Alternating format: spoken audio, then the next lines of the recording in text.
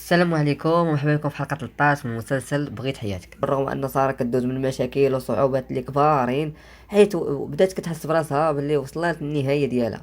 وليني مع سارة عندها تجربة، عندها بنية لهادشي كامل اللي وصلت ليه. داكشي علاش ما غاداش طيح واحد الطيحة اللي خايبة، غادا دوز غير من واحد الظروف صعيبة وصافي. اما غادا تعاود توقف على رجليها من بعد، وغادا تمشي باش تدفع لشركة الانتاج اللي كانوا كيصيفطوا لها من قبل ملي كانت هي مع عزيز، ولكن كانت كترفض. علاش؟ حيت كان عزيز كاسبها ماشي غير بالخدمه، ولكن حتى من الجانب العاطفي والحياه الشخصيه ديال ساره. داكشي علاش دابا غمضت عليها على كل شيء وبغات تكمل في حياتها المهنيه. وهنا كنشوفوا بانه غادي تلقى خدمه، واخا غادي تبدا تقدم برنامج ماشي ناجح، ولكن دابا ملي غادي تكون فيه هي غادي يرجع عاوتاني البيبليك ديالها، وغادي نشوفوا بان ساره غتحاول انها ترجع بواحد القوه كبيره باش تثبت الوجود ديالها، وباللي راها ما طاحتش، هذيك غير ازمه وداز. هنايا الاب شاكي بغى يبدا يهضر ليه على سهام وعلاش دايرين فيها الثقه، ياك هي خدمتها مربيه، وعلاش اللي كتخلي تتربي الدري في نفس الوقت، وزيد عليها كتخدم هي الخدامه ديال الدار، هي اللي كتقابل الاولاد. علاش عطينا هاد المهمات هادو كاملين؟ هنا غيقول ليه ولده في الاول بلي راه انا ما كنتش مرتاح ليها، وليني بنتي بغاتها وصوفيا بغاتها، جاب لي الله بحال انايا غير بغيت نجري عليها وصافي ونحرم عليها رزقها. وليدي ها انت كتشوف خرج من هذا العجب هذا كامل. هما كيهضروا، غادي الاب ديالو غادي يشوف واحد الكاميرا ولا شي حاجه كتسيني، وملي غادي يمشيو يقربوا ليه غيلقاو فعلا الكاميرا، ويبداو يقلبوا على الاجهزه الاخرين اللي كاينين في الدار حتى غيعرفوا الدار كامله مطليه بالكاميرات. يعني شكيب غادي يدخلوا الصهد وغادي يعرف علاش هاد المشاكل كاملين تكبوا لهم في دقه واحده. قول لي السيده ماشي كانت غير سوسه وصافي، كانت مراقباهم وكلشي كتضارب عليه الحساب في وسط من الفيلا. كنا غنشوفوا بلي قاسم غيجي يتأني بالضمير بخصوص هادشي اللي عمل فوزيه، حيت فوزيه كتبقى واحد الانسان اللي كتفهمو، هي اللي كتعرف كيفاش تتعامل معاه وكتخدم لصالحو. وليني هو بالنسبه ليه باش كان في العلاقه مع بسمه كيجيب ليه الله باللي غير ولف شي حاجه سميتها فوزيه. اما بالنسبه للحب وحب قلبه هي بسمه، حيت عجباتو حتى هي عرفات كيفاش طيحو وتدور به، خصوصا الخبره اللي عندها في هذاك المجال. زيد عليها من بعد ما مشات فوزيه وعرفت الحقيقه وخرجت من الدار، عاد بانت بلاصتها وعاد عرف قيمتها وعاد عرف الفرق بينها وبين بسمه. داكشي علاش علاقته مع بسمه ما غاداش تكون كيف ما بغات بسمه نيت، حيت بسمه بغات قاسم كيف ما هو، ولكن قاسم مع بسمه ماشي هو قاسم مع فوزيه. وليدي غيطرا واحد المشكل اللي غادي يزعزع الحياه ديال ساره من بعد، اللي هو الوفاه ديال الام ديالها، حيث ماتت بسبب هذيك المشاكل اللي ولات كتسمعهم في الزنقه كينعتو في البنت ديالها باللي خطفت الرجال وباللي كتعاطى المخدرات. هادشي كامل غادي ياثر عليها بزاف، وكانت كتشوف باللي بنتها اللي مشهوره ومعروفه بواحد السمعه زوينه دابا حتى حد ما بقى كيحملها، وكلشي كينكرها خصوصا في الحومه ديالهم، حيت مازال من بعد ملي ولات كتقدم برنامج في قناه اخرى بدات الصوره ديالها كترجع كيف كانت، ولكن الحومه ديالها صافي خدات عليها واحد النظره خايبه غتبقى في عينهم ديما خايبه حتى تموت. داكشي علاش هادشي صدم بزاف ديك المراه، مع كبيره في اللاج ومريضه بمرض مزمن، هادشي اثر عليها بزاف حتى جاتها سكته قلبيه وتوفات. فوزيه اللي غادي نكتشفوا من بعد انها حامله، داكشي كامل اللي كانت كتحلم به هاد السنين هادو كاملين مع قاسم، جات حتى الوقيته اللي طراو فيها المشاكل عاد قدرت انها تحمل وتحقق الحلم ديالها. وهنا غنشوفوا بانه غادي تجي واحد الحسره اللي خايبه بزاف، فانها كانت كتمنى هاد الحمله ديالها، الحماله ديالها تكون ويكون معها قاسم بجنبها، ولكن دابا هما في واحد المشاكل كبارين. حتى ملي جا الاب ديال شكيب راه عاق بها وبغى يواجهها، ولكن عرفاتو بلي في الاخير غادي يشكل عليها خطر كبير، ودارت ليه الصابون في الدروج وزلق ولا في الكروسه ديال ذوي الاحتياجات الخاصه. هنايا فين شاكي ملي غيجي غيشوف بلي الفيلا مرونه، ملي خرج هو ورجع الفيلا تقلبات حتى شي حاجه ما بقات كيف كانت، وكلهم ولاو واكلين العصا.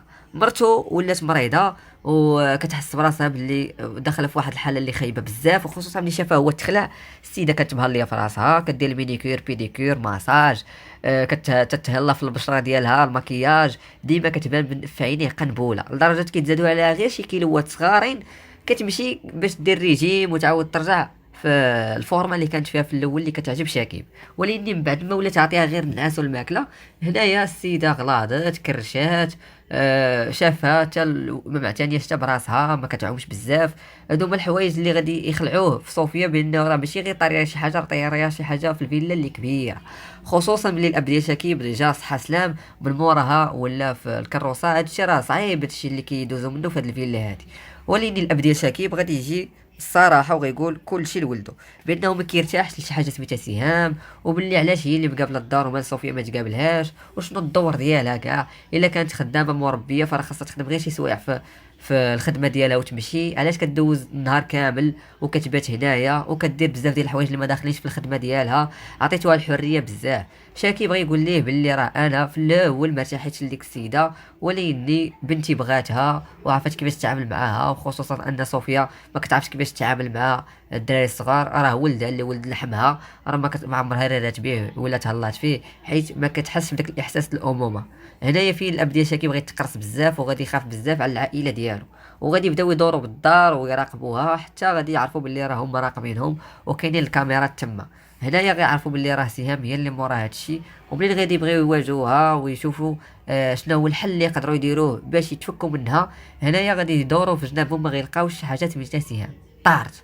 علاش؟ حيت سهام مراقباهم حتى هي من التليفون والبيسي، واي حاجه تعلقت بداك الماتيريال اللي هي رابطه بالتليفون ديالها راه كيوصلها في ميساج.